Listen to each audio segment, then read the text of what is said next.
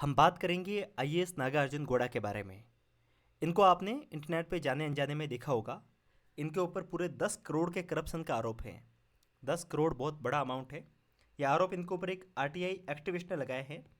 अपन बात करेंगे ये पूरा आरोप है क्या, इन्होंने ऐसा क्या काम किया जिसके कारण अब ये इंटरनेट पे काफ़ी ज़्यादा सुर्खियों में है। वैसे तो ये इंटरनेट पे कभी ना कभी किसी ना किसी काम से सुर्खियों में रहते ही हैं। सोशल मीडिया पे ये कुछ फ़ोटोज़ के माध्यम से इनकी फ़ोटोज़ को काफ़ी ज़्यादा पसंद भी किया जाता है। इनकी शादी आईएएस सृष्टि देशमुख के साथ में हो रखी है। ये बात मैं इसके लिए बता रहा हूँ क्योंकि जब इनकी शादी हुई थी उस समय इनकी फ़ोटोज़ को, इनके वीडियोज़ को काफ़ी ज़्यादा पसंद किया गया था। बीच में इन्होंने एथिक्स की बुक भी निकाली थी। एथिक्स में हम सीखते हैं कि कैसे एक ऑफिसर को ईमानदारी से अपने काम को करना है, कैसे उसे करप्शन से बचना है। और अभी इनके ऊपर ही करप्शन का आरोप लग गया है। देखते हैं पूरा खेल क्या है।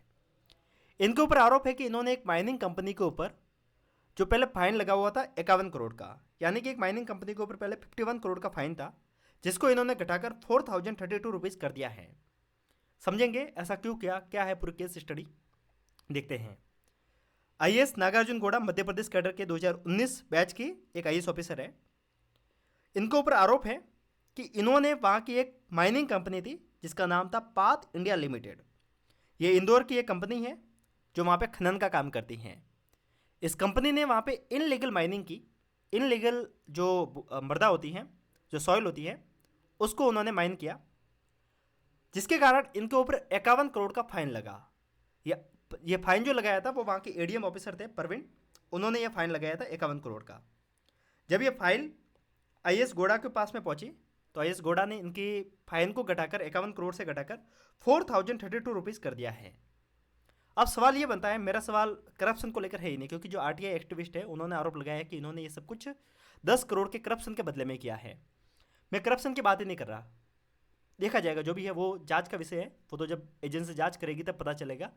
यहाँ पर सवाल ये बनता है, या तो यहाँ पर एडीएम परवीन गलत है या फिर ये गलत है, क्योंकि इतना बड़ा मिच मैच कैसे हो सकता है कि कहाँ पर 51 करोड़ और कहाँ पर 4000। चींटी और हाथी के बराबर फर्क है। यहाँ पर इतना फर्क कैसे आ सकता है, मुझे समझ में नहीं आता कि यहाँ पे गवर्नेंस कहाँ पे है। अगर कोई अंधा भी देखेगा ना, अंधा भी सुनेगा ना, तो उसको भी एक बार के लिए पता चल जाएगा कि हाँ कुछ तो है। आप एक ऑफिसर हो, आपको ये बात समझ में आनी चाहिए कि ऐसा हो कैसे सकता है। अब यहाँ पे जब गौड़ा साहब ने फिर से इस फाइल को देखा तब उन्होंने बोला कि जो ये आरोप लगे हैं कि इन्होंने ये माइनिंग की है, इसके पास में कोई खास ठोस सबूत नहीं है। और इन्होंने बोला कि यहाँ पे एक मैथमेटिकल एरर भी हुआ है और इनसफिशियंट एविडेंस होने के कारण हम इनके ऊपर 51 करोड़ का फाइन नहीं लगा सकते। भाई ठीक है, 51 करोड़ का फाइन नहीं लगा सकते, ठीक है, पर 51 करोड़ और 4000, कम से कम थोड़ा एक नंबर में तो आप फिगर आउट करो कितना फर्क आ रहा है। कोई भी सुनेगा तो उसको समझ में आ जाएगा कुछ तो यहाँ पे गड़बड़ हो रही है। या तो फिर एक्शन लिया जाना चाहिए तो इनके ऊपर लिया जाए, दोनों में से किसी ना किसी एक के ऊपर तो एक्शन होना चाहिए। क्योंकि प्रवीण कुमार ने जो प्रवीण फुल पगारे, इनका ये सरनेम थोड़ा सा प्रोनाउंसिएशन में मुझे दिक्कत हो रही है, तो आप एक बार के लिए देख लीजिएगा। तो एडीएम प्रवीण ने जो ये पहले ये फाइन लगाया था वो किस बेस पर लगाया था, पहले ये समझ में आना चाहिए फिर तो। क्योंकि अगर आप इतना बड़ा फाइन लगा रहे हो किसी कंपनी के ऊपर, तो इससे तो क्या होता है कि मानो इतनी बड़ी कोई कंपनी है तो उसकी छवि भी तो खराब होती है। अगर कोई बहुत बड़ी कॉर्पोरेट कंपनी है उसके ऊपर अगर आप डायरेक्टली इतना बड़ा फाइन लगा देते हैं तो क्या उसकी पब्लिकली छवि खराब नहीं होती है? ये भी तो होता है। या तो फिर ये गलत है या फिर ये गलत है, दोनों में से कोई ना कोई एक तो गलत है। दूसरी बात, अपन आरोप लगाने से बचेंगे क्योंकि यूपीएससी का जो ये ऑफिसर होते हैं इनके ऊपर आरोप लगाने से बचना चाहिए, क्योंकि लोग बोलते हैं ना कि ये बहुत बड़े लोग होते हैं, लोभी वाले लोग होते हैं, इनके ऊपर बिना ठोस सबूत के कुछ भी अगर कोई व्यक्ति आरोप लगा ले तो ये उल्टा हमारे ऊपर ही बैकफायर कर सकता है। वैसे तो जब एक आरटीआई एक्टिविस्ट है जिनका नाम है आनंद जाट, ये वहाँ के, इन्होंने आरटीआई लगा के सारी चीज़ पता की। इन्होंने बोला कि घोड़ा साहब बोल रहे हैं कि इनके पास में कोई एविडेंस नहीं है, पर वो कह रहे हैं कि इनके पास में बहुत सारे वीडियोज है, फोटोज है, जो कि लोकल विलेजर ने वहाँ से फोटोज वगैरह लिए थे।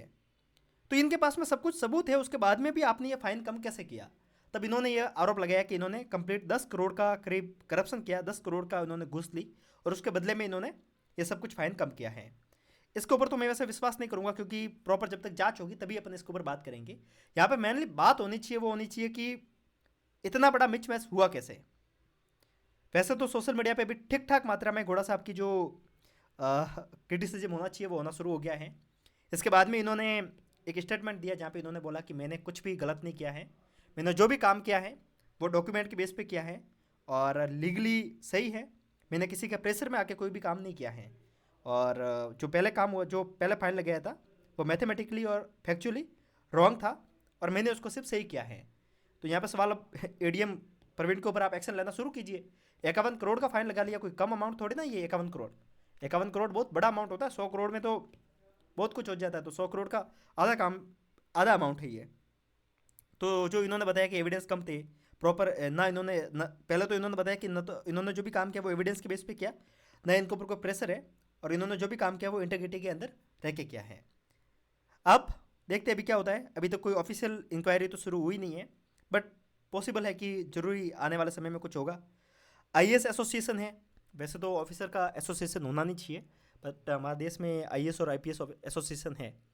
तो जो आईएएस एसोसिएशन है उन्होंने बोला है कि हम गोड़ा साहब के साथ में हैं, पूरा सपोर्ट दिखाते हैं। देखते हैं। आपने स्पेशल ऑप्स करके एक वेब सीरीज है, आपने देखी होगी शायद इसको, स्पेशल ऑप्स, जहाँ पे के मेनन की एक है, जहाँ पे एक सीन आता है जहाँ पे के मेनन वहाँ के ऑफिसर को बोलता है कि आपके ऊपर तो क्या करप्शन का आरोप था, और कमाल की बात यह है कि आपके ऊपर पहले भ्रष्टाचार का आरोप लगा, आपके ऊपर ब्राइब का आरोप लगा, और फिर आप ब्राइब देकर ही वापस आ गए।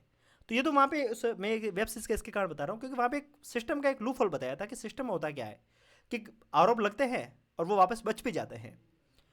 जब लास्ट ईयर की बात करेंगे, लास्ट ईयर फैक्ट डॉक्यूमेंट के ऊपर बहुत सारे केस लगे, बहुत सारे ऑफिसर के ऊपर, कि काफ़ी लोगों ने गलत ओबीसी के सर्टिफिकेट लगाकर यूपीएससी में सीट बनाई है, जहाँ पे आईएएस रवि कुमार के ऊपर भी आरोप लगे थे। मैं आरोप लगा नहीं रहा हूँ, जो लगे थे उसकी बात कर रहा हूँ। सवाल ये बनता है, क्या किसी के ऊपर अभी तक एक्शन हुआ है? किसी के भी ऊपर? सिर्फ पूजा खेड़कर को छोड़कर कितने ऑफिसर हैं जिनके ऊपर एक्शन हो गया? हमारे देश में कुछ चीज़ें तो ऐसी हैं जहाँ पे सवाल बनने चाहिए कि ऐसा क्यों है। हमारा देश का सिस्टम क्या सच में आर्टिकल 14 को फॉलो करता है? क्या यहाँ पर ईमानदारी के साथ में यहाँ पर इक्वलिटी को फॉलो किया जाता है? कुछ सवाल तो बनते हैं। मैं यहाँ पर करप्शन हुआ है या नहीं हुआ है, यहाँ पर मैं कुछ भी सवाल नहीं करूँगा। मैं यहाँ पर सिर्फ एक सवाल करूँगा कि इतना बड़ा मिच मैच हुआ तो हुआ कैसे? इसके ऊपर जांच होनी चाहिए, प्रॉपर जांच होगी तभी पता चलेगा कि हमारे देश में सिस्टम काम कैसे करता है।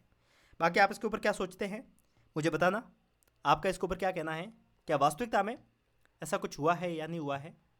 बाकी जितने भी लोग एमपी से बिलोंग करते हैं, जो भी लोग इंदौर से बिलोंग करते हैं, वो भी बताना कि क्या वहाँ का सिस्टम है। बाकी मिलते हैं ऐसे वीडियो के साथ में, तब तक के लिए नमस्कारम, जय हिंद।